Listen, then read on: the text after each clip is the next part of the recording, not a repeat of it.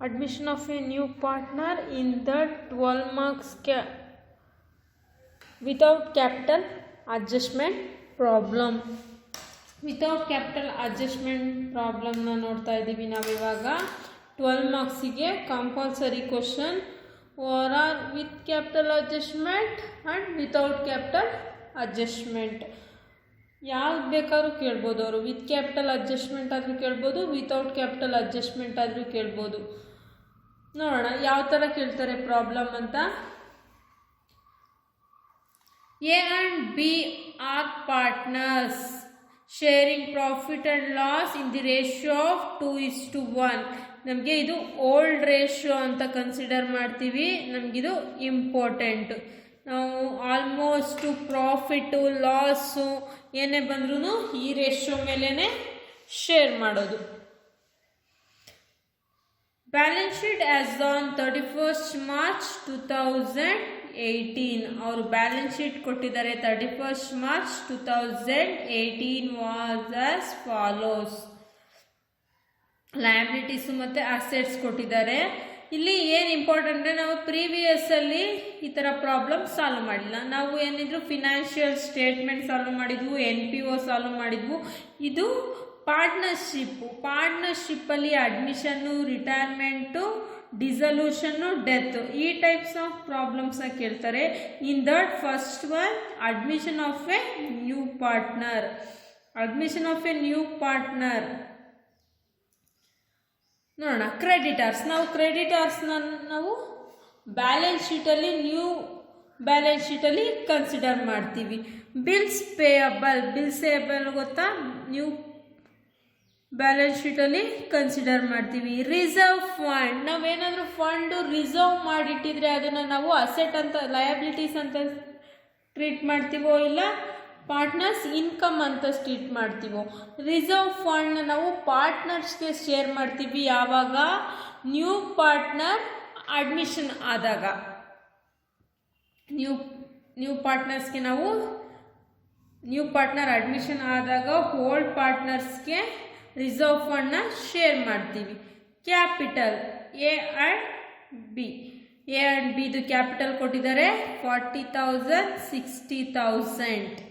Cash in hand ನಾವೆಲ್ಲಿ consider ಮಾಡ್ತೀವಿ, ಅಸೆಟಲ್ಲಿ ಕನ್ಸಿಡರ್ ಮಾಡ್ತೀವಿ. Stock is also asset, debtors is also asset, machinery is also asset, building also asset, investment also asset. Adjustment ಕೊಟ್ಟಿದ್ದಾರೆ ನೋಡೋಣ. On 1/4/2018 C ಅನ್ನೋ partner admitted into the partnership on the following condition. C ಅನ್ನೋ partner ನಮಗೆ admission ಆಗ್ತಿದೆ some following condition.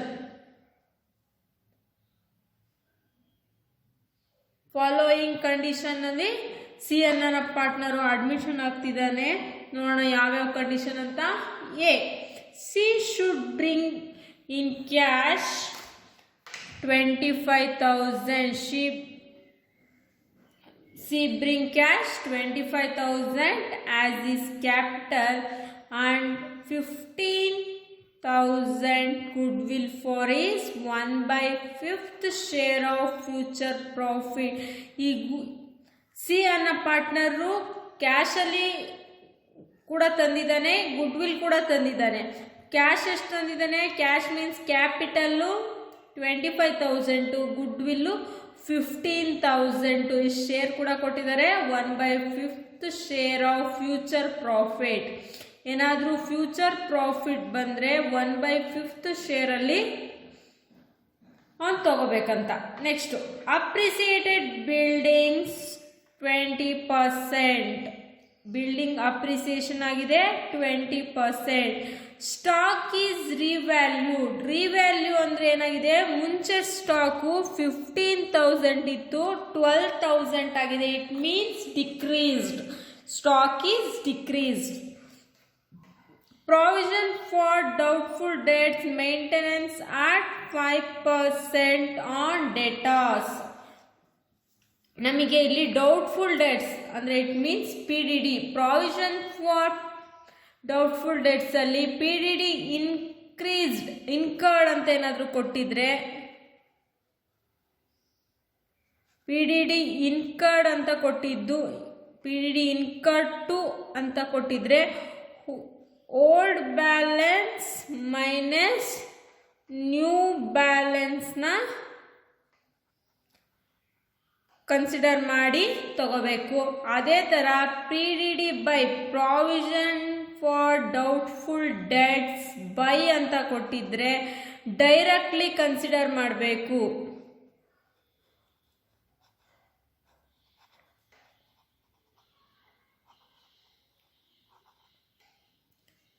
Directly consider ಯಾವಾಗ P D D provision for doubtful debts by ಅಂತ ಕೊಟ್ಟಾಗ, to ಅಂತ ಕೊಟ್ಟಾಗ ಇನ್ಕರ್ಡ್ ಅಂತ ಕೊಟ್ಟಿದ್ದು ಟು ಅಂತ ಕೊಟ್ಟಿದ್ರೆ old balance minus new balance. ಇಲ್ಲಿ ಅಟ್ ಅಂತ ಕೊಟ್ಟಿದ್ದಾರೆ. ಅಟ್ ಮೀನ್ಸ್ ನಾವು ಪರ್ಸೆಂಟೇಜಲ್ಲಿ ಕ್ಯಾಲ್ಕುಲೇಟ್ ಮಾಡಿ ರಿವ್ಯಾಲ್ಯೂಯೇಷನ್ ಅಕೌಂಟ್ಗೆ ಹಾಕಬೇಕು. ಔಟ್ಸ್ಟ್ಯಾಂಡಿಂಗ್ ಸ್ಯಾಲರಿ ಕೂಡ ನಾವು ರಿವ್ಯಾಲ್ಯೂಯೇಷನ್ಗೆ ಹಾಕ್ತೀವಿ. ಮತ್ತು ಬ್ಯಾಲೆನ್ಸ್ ಶೀಟಲ್ಲಿ ಔಟ್ಸ್ಟ್ಯಾಂಡಿಂಗ್ ಸ್ಯಾಲರಿ ಎನ್ ಪಿ ಓದಲ್ಲಿ ಯಾವುದಕ್ಕೆ ಹಾಕಿದ್ರಿ? Liability side. Outstanding salary was liability side. ಅರ್ಥ ಆಯ್ತಲ್ಲ ಪ್ರಾಬ್ಲಮ್ಮು?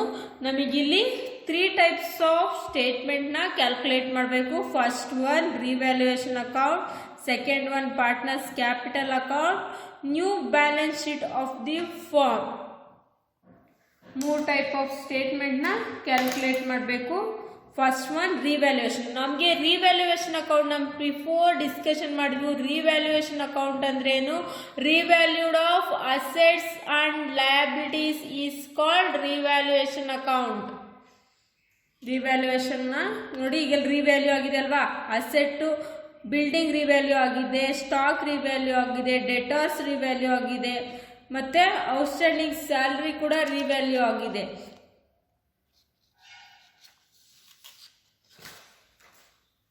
ಫಸ್ಟ್ ಏನು ಕೊಟ್ಟಿದ್ದಾರೆ? ಅಪ್ರಿಸಿಯೇಷನ್ ಕೊಟ್ಟಿದ್ದಾರೆ ಪ್ರಾಬ್ಲಮ್ ಅಲ್ಲಿ. ಅಪ್ರಿಸಿಯೇಷನ್ ಬಿಲ್ಡಿಂಗ್ ಅಪ್ರಿಸಿಯೇಷನ್ ಆದರೆ ನಾವು ಅದನ್ನ ಕ್ರೆಡಿಟ್ ಸೈಡ್ಗೆ ಕನ್ಸಿಡರ್ ಮಾಡ್ತೀವಿ. ರಿವ್ಯಾಲ್ಯೂಯೇಷನ್ ಅಕೌಂಟ್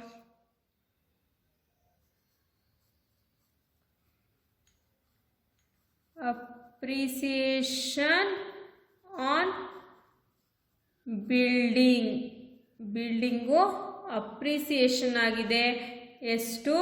ಬಿಲ್ಡಿಂಗ್ ವ್ಯಾಲ್ಯೂ ಇರೋದು 60,000 into 20%, 12,000.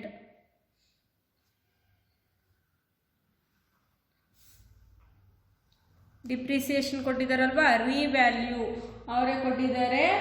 Stock is revalued. Stock ಏನಾಗಿದೆ? ಡಿಪ್ರಿಸಿಯೇಷನ್ ಆಗಿದೆ.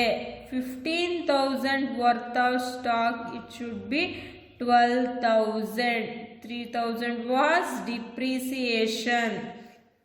P D D provision for doubtful debts. Debtors ಮೇಲೆ 5% ಪಿ ಡಿ ಡಿ ಆಗಿದೆ.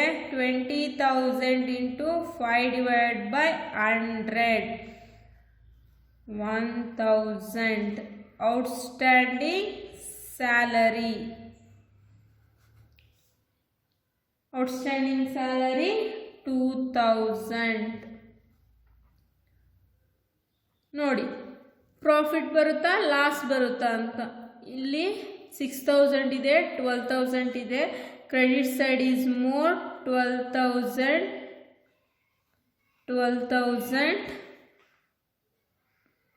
ರಿವ್ಯಾಲ್ಯೂಯೇಷನ್ ಪ್ರಾಫಿಟ್ ಬಂದಿದೆ. ಪ್ರಾಫಿಟ್ನ ನಾವು ಶೇರ್ ಮಾಡಬೇಕು ಅಮಾಂಗ್ ದಿ ಪಾರ್ಟ್ನರ್ಸ್. 12,000 ಇಂದ 6,000ನ ಮೈನಸ್ ಮಾಡಿದ್ರೆ ನಮಗೆ ಬ್ಯಾಲೆನ್ಸು 6,000. ಆ 6,000ನ ನಾವು ಎ ಮತ್ತು ಬಿಗೆ ಶೇರ್ ಮಾಡಬೇಕು. 6,000 ಇಂಟು ಓಲ್ಡ್ ರೇಷಿಯೋ ಏನು? 2:1. 1/3, 2/3. 4,000, 2,000. ಅರ್ಥ ಆಯ್ತಲ್ವಾ? ರಿವ್ಯಾಲ್ಯೂಯೇಷನ್ ಅಕೌಂಟ್ ಯಾವ ಥರ ಮಾಡೋದಂತ. ರಿವ್ಯಾಲ್ಯೂಯೇಷನ್ ಅಕೌಂಟ್ ಯಾವ ಥರ ಮಾಡ್ತೀವಿ ಅಂದರೆ, ನಮಗೆ revaluation of assets and liability, ಏನೇನು ಅಸೆಟ್ಸು ಮತ್ತು ಲಯಬಿಲಿಟೀಸ್ ರಿವ್ಯಾಲ್ಯೂಡ್ ಆಗಿದೆ ಆ ಥರ ಐಟಮ್ನ ಕನ್ಸಿಡರ್ ಮಾಡಿ ನಾವು ರಿವ್ಯಾಲ್ಯೂಯೇಷನ್ ಅಕೌಂಟ್ನ ಪ್ರಿಪೇರ್ ಮಾಡ್ತೀವಿ. ನೆಕ್ಸ್ಟ್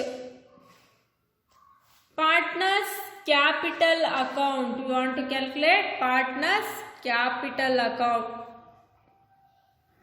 ಪಾರ್ಟ್ನರ್ಸ್ ಕ್ಯಾಪಿಟಲ್ ಅಕೌಂಟ್ನ ಯಾವ ಥರ ಮಾಡ್ತೀವಿ ಅಂದರೆ, ಪಾರ್ಟ್ನರ್ಸ್ ಏನು ಕ್ಯಾಪಿಟಲ್ ಬ್ರಿಂಗ್ ಮಾಡಿದ್ದಾರೆ, ರಿಸರ್ವ್ ಫಂಡ್ ಇದೆ ಮತ್ತು ಗುಡ್ ವಿಲ್ ಇದೆ, ಅದನ್ನೆಲ್ಲ ಕನ್ಸಿಡರ್ ಮಾಡಿ ನಾವು ಪಾರ್ಟ್ನರ್ಸ್ ಕ್ಯಾಪಿಟಲ್ ಅಕೌಂಟ್ನ ಪ್ರಿಪೇರ್ ಮಾಡ್ತೀವಿ. ಇಲ್ಲಿ ಪ್ರಾಫಿಟ್ ಬಂದಿರೋದ್ರಿಂದ ನಾವು ಪಾರ್ಟ್ನರ್ಸ್ ಕ್ಯಾಪಿಟಲ್ ಅಕೌಂಟ್ಗೆ ಕ್ರೆಡಿಟ್ ಮಾಡ್ತೀವಿ. ಫಸ್ಟು ನಾವು ಬೈ ಬ್ಯಾಲೆನ್ಸ್ ಬ್ರಾಡ್ ಡೌನ್ ಯಾವುದನ್ನ ಕನ್ಸಿಡರ್ ಮಾಡ್ತೀವಿ ಅಂದರೆ ಪಾರ್ಟ್ನರ್ಸ್ ಕ್ಯಾಪಿಟಲ್ನ. ಎದು 60,000 ಕ್ಯಾಪಿಟಲ್ ಇದೆ, ಬಿದು 40,000 ಕ್ಯಾಪಿಟಲ್ ಇದೆ, ಅಡ್ಜಸ್ಟ್ಮೆಂಟಲ್ಲಿ ಸಿ ಕೊಟ್ಟಿದ್ದಾರೆ 25,000. ನೆಕ್ಸ್ಟ್ ರಿಸರ್ವ್ ಫಂಡ್ ಇದೆ ಪ್ರಾಬ್ಲಮಲ್ಲಿ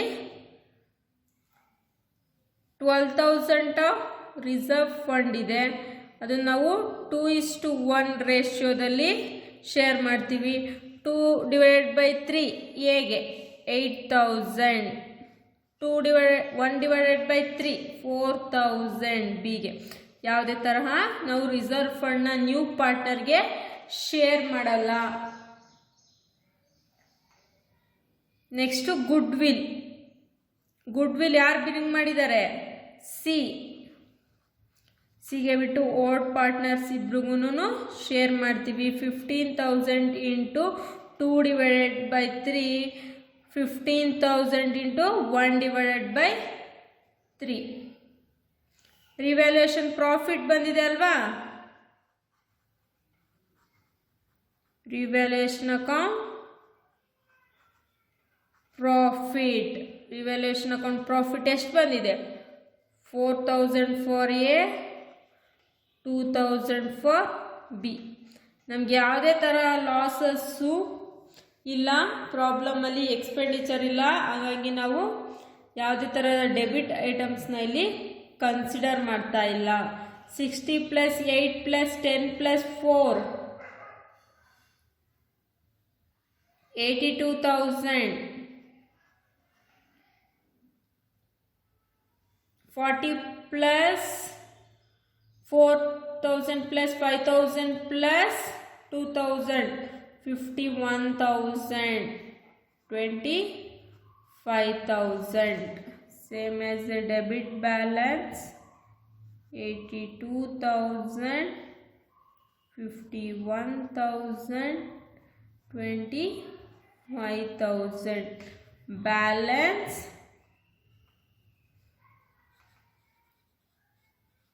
ಕ್ಯಾರಿ ಡೌನ್. ಈ ಬ್ಯಾಲೆನ್ಸ್ ಕ್ಯಾರಿ ಡೌನ್ ನಾವು ಎಲ್ಲಿ ಕ್ಯಾರಿ ಮಾಡ್ತೀವಿ, ಬ್ಯಾಲೆನ್ಸ್ ಶೀಟ್. ನ್ಯೂ ಬ್ಯಾಲೆನ್ಸ್ ಶೀಟ್ಗೆ ಬ್ಯಾಲೆನ್ಸ್ ಕ್ಯಾರಿ ಡೌನ್ನ ಕ್ಯಾರಿ ಮಾಡ್ತೀವಿ.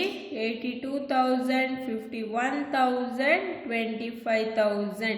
ನಾವು ಬಿಫೋರ್ ಡಿಸ್ಕಷನ್ ಮಾಡಿರೋ ಥರ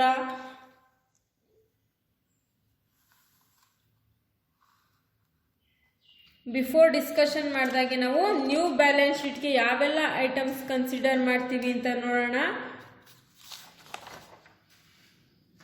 ಬಿಫೋರ್ ಡಿಸ್ಕಷನ್ ಮಾಡಿದಾಗೆ ನಾವು ಪ್ರಾಬ್ಲಮ್ನ ನೋಡೋಣ. ಲಯಬಿಲಿಟಿ ಸೈಡ್ ನಮಗೆ ಕ್ರೆಡಿಟರ್ಸ್ ಇದೆ. ಕ್ರೆಡಿಟರ್ಸ್ ಎಷ್ಟಿದೆ ಅಮೌಂಟು 20,000. ಬಿಲ್ಸ್ ಪೇಯಬಲ್ ಇದೆ 10,000. ಕ್ಯಾಪಿಟಲ್ ನಾವು ಯಾವ ಕ್ಯಾಪಿಟಲ್ನ ಕನ್ಸಿಡರ್ ಮಾಡಬೇಕು, ಪಾರ್ಟ್ನರ್ಸ್ ಕ್ಯಾಪಿಟಲ್ ಅಕೌಂಟಲ್ಲಿ ಬ್ಯಾಲೆನ್ಸ್ ಕ್ಯಾರಿ ಡೌನ್ನ ನಾವು ಕನ್ಸಿಡರ್ ಮಾಡಬೇಕು. ABC ಏದೆಷ್ಟಿದೆ 82,000 51,000 25,000. Outstanding salary 2,000. ಇಷ್ಟು ಐಟಮ್ಸ್ನ ನಾವು ಲಯಬಿಲಿಟಿ ಸೈಡ್ ಕನ್ಸಿಡರ್ ಮಾಡ್ತೀವಿ. ನೆಕ್ಸ್ಟ್ ಅಸೆಟ್ ಸೈಡ್ ಕ್ಯಾಶ್ ಎಷ್ಟಿದೆ ಪ್ರಾಬ್ಲಮಲ್ಲಿ 5000. ಯಾಕೆ ಇನ್ನರ್ ಕಾಲಮ್ ಹಾಕೊತಾ ಇದ್ದೀವಿ ಅಂದರೆ ಕ್ಯಾಶ್ಗೆ ನ್ಯೂ ಪಾರ್ಟ್ನರ್ ಸಿದು ಕ್ಯಾಪಿಟಲ್ ಮತ್ತು ಸಿದು ಗುಡ್ ವಿಲ್ನ ನಾವು ಆ್ಯಡ್ ಮಾಡಬೇಕಾಗುತ್ತೆ.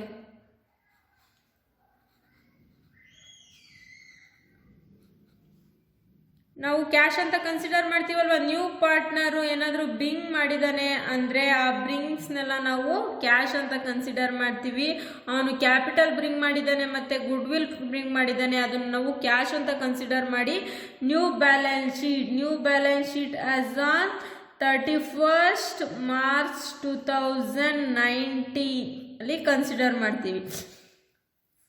30,000 45,000 ಟೋಟಲ್ ಮಾಡಿ ಔಟರ್ ಕಾಲಮ್ಗೆ ಹಾಕೋಣ. ನೆಕ್ಸ್ಟು ಸ್ಟಾಕ್ ಎಷ್ಟು ಕೊಟ್ಟಿದ್ದಾರೆ 12,000. ನಾವು ಯಾವ ಸ್ಟಾಕ್ನ ಕನ್ಸಿಡರ್ ಮಾಡಬೇಕಂದ್ರೆ ರಿವ್ಯಾಲ್ಯೂಡ್ ಆಗಿರೋ ಅಂಥ ಸ್ಟಾಕ್ನ ಕನ್ಸಿಡರ್ ಮಾಡಬೇಕು. ಪ್ರೀವಿಯಸ್ ಇಯರ್ ಬ್ಯಾಲೆನ್ಸ್ ಶೀಟಲ್ಲಿ ಹಾಕಿರೋ ಸ್ಟಾಕ್ನ ಕನ್ಸಿಡರ್ ಮಾಡಿದ್ರೆ ನಾವು 15,000 minus depreciation of 3,000 is equal to 12,000. ಅರ್ಥ ಆಯ್ತಲ್ಲ. ಅದೇ ಥರ ಡೆಪ್ಟರ್ಸ್ ಕೂಡ debtors 20,000 less PDD 1,000 outer column 19,000. Next machinery amount of 30,000. Building ನಾವೇನೇ ಬ್ಯಾಲೆನ್ಸ್ ಶೀಟಲ್ಲಿ ಕೊಟ್ಟಿದ್ದಾರೆ ಪ್ರೀವಿಯಸ್ ಬ್ಯಾಲೆನ್ಸ್ ಶೀಟು ಮತ್ತು ರಿವ್ಯಾಲ್ಯೂಯೇಷನ್ ಅಡ್ಜಸ್ಟ್ಮೆಂಟ್ಸ್ನ ಕನ್ಸಿಡರ್ ಮಾಡಿ ನ್ಯೂ ಬ್ಯಾಲೆನ್ಸ್ ಶೀಟ್ನ ಹಾಕಬೇಕು. ಬಿಲ್ಡಿಂಗಿಗೆ ಅಪ್ರಿಸಿಯೇಷನ್ ಆಗಿದೆ, ಅಪ್ರಿಸಿಯೇಷನ್ನು ಇಟ್ ಮೀನ್ಸ್ ಆ್ಯಡ್ 12,000. ಅಪ್ರಿಸಿಯೇಷನ್ ಆಗಿದ್ರೆ ಆ್ಯಡ್ ಮಾಡ್ತೀವಿ, ಡಿಪ್ರಿಸಿಯೇಷನ್ ಆಗಿದ್ರೆ ಲೆಸ್ ಮಾಡ್ತೀವಿ ಅಷ್ಟೇ. ಇನ್ವೆಸ್ಟ್ಮೆಂಟು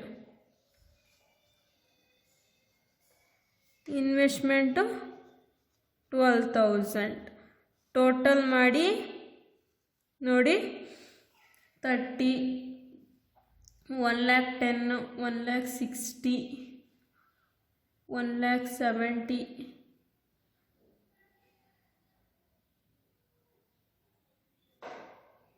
80, 90.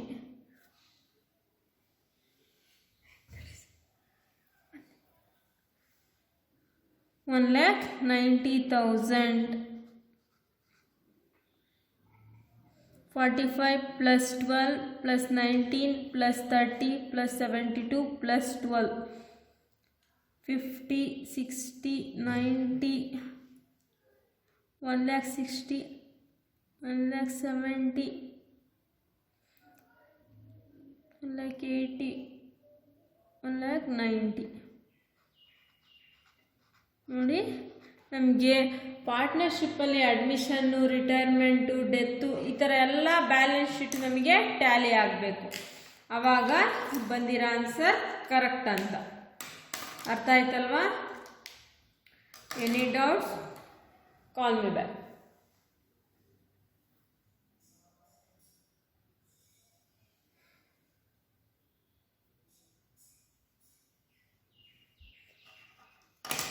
ಮೇಯ್ನಾಗಿ ನಾವು ರಿವ್ಯಾಲ್ಯೂಯೇಷನ್ ಅಕೌಂಟ್ ಫಸ್ಟ್ ಕ್ಯಾಲ್ಕುಲೇಟ್ ಮಾಡ್ತೀವಿ, ನಂತರ ಪಾರ್ಟ್ನರ್ಸ್ ಕ್ಯಾಪಿಟಲ್ ಅಕೌಂಟ್ನ ಕ್ಯಾಲ್ಕುಲೇಟ್ ಮಾಡ್ತೀವಿ, ಆಮೇಲೆ ಬ್ಯಾಲೆನ್ಸ್ ಶೀಟ್ ಕ್ಯಾಲ್ಕುಲೇಟ್ ಮಾಡ್ತೀವಿ. ನಮಗೆ ರಿವ್ಯಾಲ್ಯೂಯೇಷನ್ ಅಕೌಂಟ್ ಕ್ಯಾಲ್ಕುಲೇಟ್ ಮಾಡೋಕ್ಕೆ ಬೇಕಾಗಿರೋದು revalued of assets and liabilities. Partners capital ಅಕೌಂಟ್ಗೆ ನಮಗೆ ಪಾರ್ಟ್ನರ್ಸ್ ಏನೆಲ್ಲ ಬ್ರಿಂಗ್ ಮಾಡಿದ್ದಾರೆ ಅದನ್ನು ನಾವು ಪಾರ್ಟ್ನರ್ಸ್ ಕ್ಯಾಪಿಟಲಲ್ಲಿ ಕನ್ಸಿಡರ್ ಮಾಡ್ತೀವಿ. ಬ್ಯಾಲೆನ್ಸ್ ಶೀಟಲ್ಲಿ ಪ್ರೀವಿಯಸ್ ಬ್ಯಾಲೆನ್ಸ್ ಶೀಟು ಮತ್ತು ರಿವ್ಯಾಲ್ಯೂಯೇಷನ್ ಅಕೌಂಟ್ ಕನ್ಸಿಡರ್ ಮಾಡಿ ಕ್ಯಾಲ್ಕುಲೇಷನ್ ಮಾಡ್ತೀವಿ.